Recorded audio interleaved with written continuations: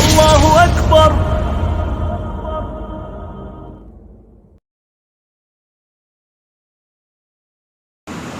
ہمارے بزرگوں میں ایک بزرگ گزرے، امام الاولیاء حضرت احمد علی صاحب لاہوری رحمت اللہ علیہ۔ ہم اللہ کے ولی کی ولایت کے اور کرامت کے قائل ہیں۔ فرمایا شیراں والا میں لاہور میں بیٹھ کر چٹائی پر عشاء کی نماز کے بعد درس قرآن کریم دے رہا تھا، راوی کے پل کے اوپر سے ایک مجذوب آیا، پیر میں اس کے جتی نہیں تھی، خستہ حالی تھی، اور مسجد کے اندر آ کر میرا ہاتھ پکڑا، مجھے درس قرآن دیتے ہوئے اٹھا لیا اور میرا ہاتھ پکڑ کے مسجد کے کونے میں لے گئے اور میرے پیچھے بالوں سے گردن سے پکڑ کر میری گردن کو سیدھا کر کے کہا احمد وہ دیکھ کیا نظر آ رہا ہے؟ کہنے لگے میں نے نظر اٹھا کے دیکھی، روزہ انور میں امام الانبیاء صلی اللہ تعالی علیہ وسلم کا مجھے دیدار ہو گیا، اور میری طرف انگلی کا اشارہ کر کے کہہ رہے تھے صدقت یا احمد، صدقت یا احمد۔ احمد علی لاہوری وہاں چٹائی پہ بیٹھ کر جو قرآن کی تو تفسیر سنا رہا ہے، روزہ انور میں تیرے اس بول پر محمد صداقت کی مہریں لگا رہا ہے۔ لیکن خدا کے واسطے ولی کو ولی مانو،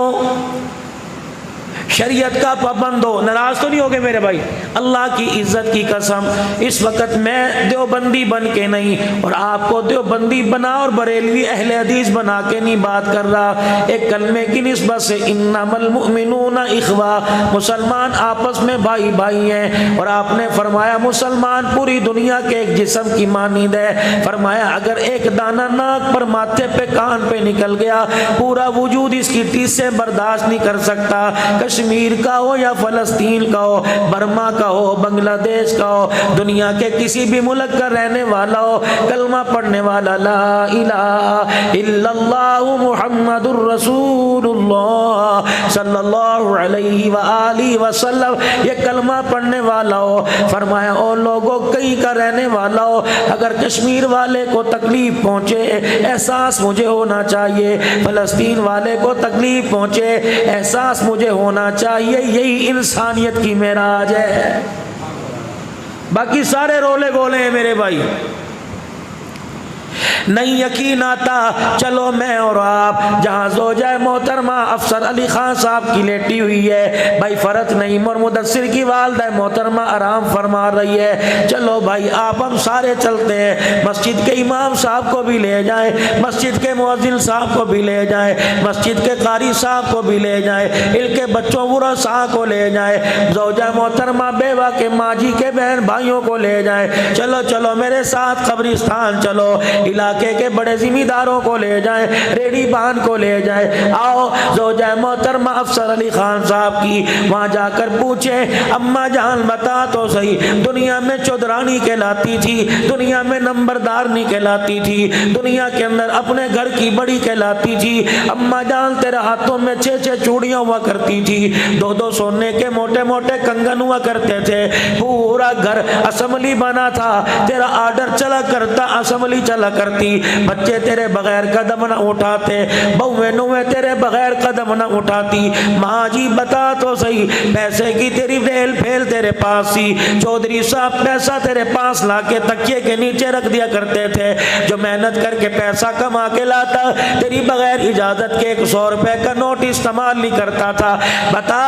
کفن میں کتنی جیبیں لے کے آئی اور قبر کے اندر کون سا بچھونا لے کے آئی، کون سی اوڑھنی لے کے آئی، کون سے دسترخوان لے کے آئی، مجھے بلڈ پریشر ہے میں نمک استعمال نہیں کرتا، مجھے شوگر ہے میں چینی استعمال نہیں کرتا، میں ہارٹ کا پیشنٹ ہوں میں آئل استعمال نہیں کرتا، چلو چلو قبر کے اندر جھانک کے دیکھو کہاں چلے گئے وہ پرہیز، کہاں چلی گئی وہ بد پرہیزیاں، اماں جان تو ہماری اپنی ہے، تو ہماری مائی جائی ہے، تو ہماری ماسی خال ہے، ہم اگلے سے پوچھے کیا پتا صحیح بتائے نہ بتائے، تو ہمیں صحیح بتائے گی، اماں جان جب ہزاروں سوگواروں کے کندھوں پر تیرا جنازہ اٹھ کے قبر کے حوالے کیا گیا، اماں جان بتا تو صحیح قبر کے اندر کیا کام آیا، تیرا بڑا مکان کام آیا، تیری حویلی کام آئی، تیری چوڑیاں، تیرے روزانہ پہننے والے کپڑے اور پیسے اور تجوری کی چابیاں کام آئی. رب کعبہ کی قسم ماں نے منہ پھیرا اور ٹھنڈا ہو کا برا.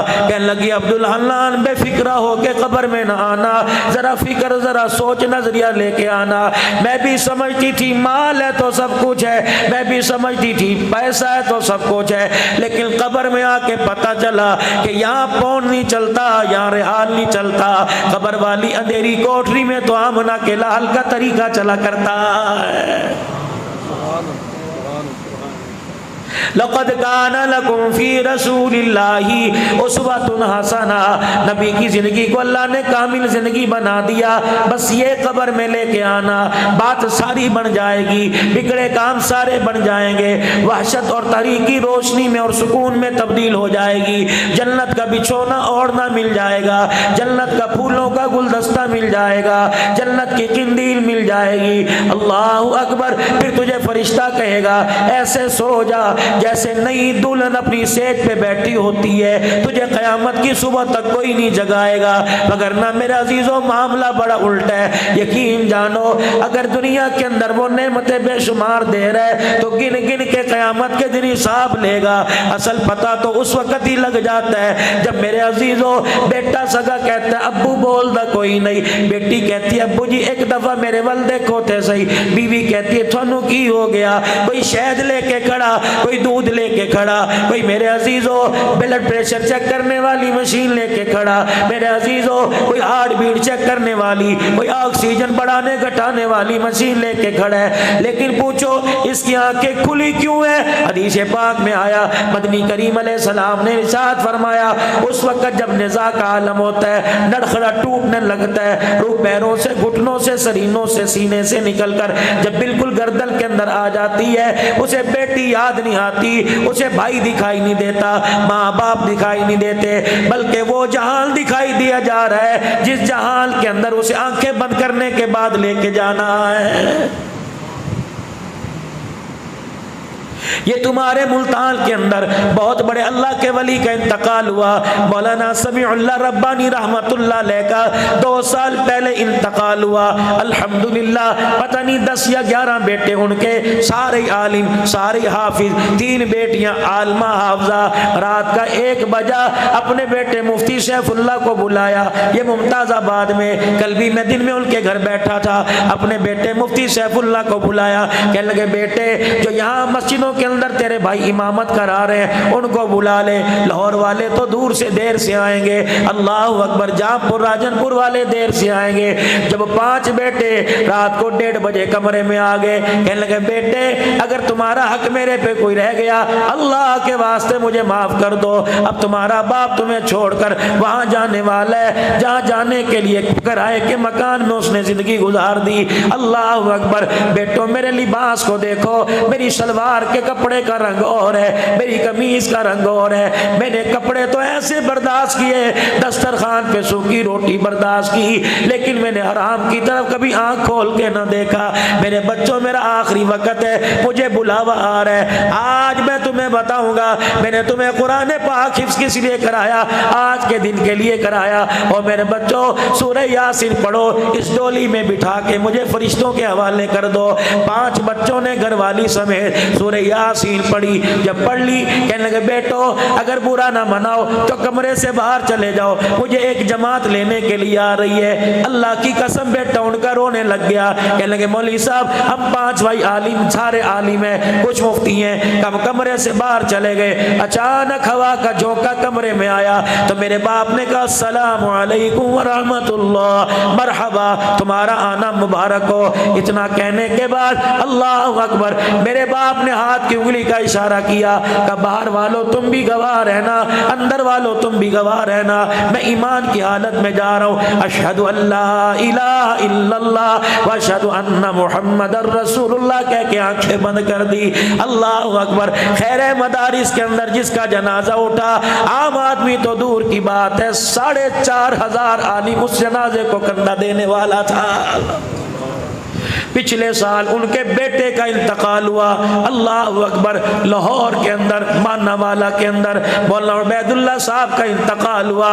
عشاء کی نماز، اللہ اکبر، غالباً عصر یا عشاء کی نماز اتحیات کے اندر بیٹھے تھے، باپ نے ایک بیٹا نے اتحیات کے اندر بیٹھے تھے، السلام علیکم ورحمۃ اللہ، السلام علیکم ورحمۃ اللہ، درود پاک پڑھ کے اللہم انت السلام و منک السلام، پھر وصلی اللہ علی حبیبہ محمد وآلہ وصحبہ اجمعین، منہ پہ ہاتھ پھیرا، وہیں دھڑام سے گر گیا، المرء مع من احب الیہ، او لوگوں جس حالت میں جس کے ساتھ پیار کی پنگے ڈال کے جائے گا، قیامت کے دن اسی کے ساتھ اٹھایا جائے گا۔ اس لیے آپ حضرات سے عرض کرتا ہوں، ڈیروں میں وقت کم دو، گھر میں وقت کم دو، بازاروں میں وقت کم دو، جب وقت دو اللہ کے قرآن کو دے دو، نماز کے سجدوں کو دے دو، تسبیحات کو دے دو، مسجد کے ماحول کو دے دو۔ کیا کرنا ہے درختوں کے نیچے بیٹھ کر، کیا کرنا ہے چائے والے ہوٹلوں پہ بیٹھ کر، کیا کرنا ہے میرے عزیزوں موبائل کی فیس بک چلا کر، کیا کرنا ہے 56 انچ کی سکرین کے آگے بیٹھ کر،